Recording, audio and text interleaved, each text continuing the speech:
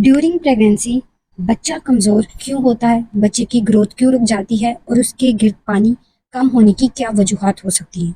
इसमें कुछ वजूहात माँ की तरफ से होती हैं, कुछ वजूहात अव्वल या बच्चे की अपनी कोई बनावटी प्रॉब्लम हो जिसकी वजह से बच्चे की ग्रोथ रुक जाती है। अस्सलाम वालेकुम, मेरा नाम डॉक्टर मोमना है। आज हम बहुत ही इंपॉर्टेंट टॉपिक पे बात करेंगे। हमल के दौरान बच्चे की ग्रोथ का कम होना या फिर बच्चे के कमज़ोर होने की क्या वजूहात होती है। बच्चे के गिर्द पानी की कमी की सबसे बड़ी वजह बनती है डिहाइड्रेशन। अगर माँ कम पानी पीती है उसकी वजह से एमनियोटिक फ्लूइड कम हो जाता है।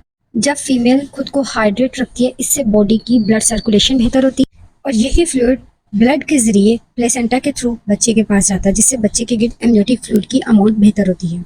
दूसरी वजह है ब्लड प्रेशर का हाई होना, जिसे PIH कहते हैं, प्रेगनेंसी इंड्यूस्ड हाइपरटेंशन।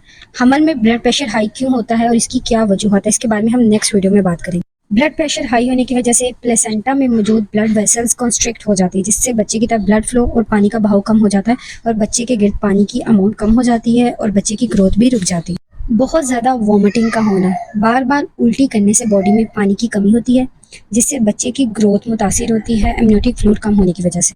अगली बड़ी वजह है ओवल का ठीक से काम ना करना, जिसे प्लेसेंटल इनसफिशिएंसी कहते हैं, या फिर ओवल की बनावट ठीक से नहीं बनी, जिसकी वजह से बच्चे की ग्रोथ मुतासिर हो रही है, बच्चे की तरफ पानी और खून का बहाव कम हो रहा है। अगली बड़ी वजह है वाटर बैग का लीक हो जाना।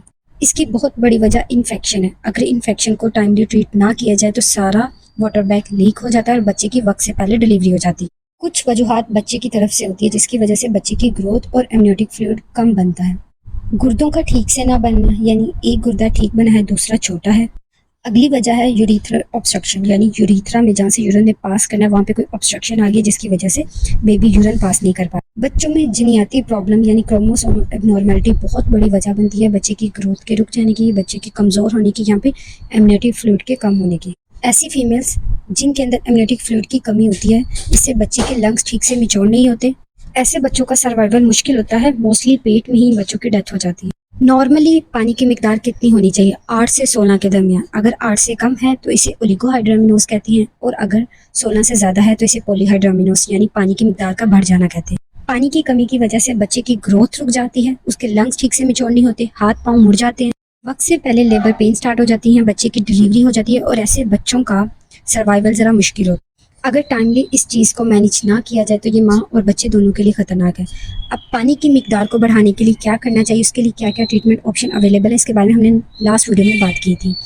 अगर आप ये वीडियो देखना चाहते हैं तो आप मेरे चैनल को विजिट करें। मैं उम्मीद करती हूँ आज की वीडियो आपके लिए हेल्पफुल रही होगी। मिलते हैं नेक्स्ट वीडियो में, तब तक के लिए अपना ख्याल रखें। अल्लाह हाफ़िज़।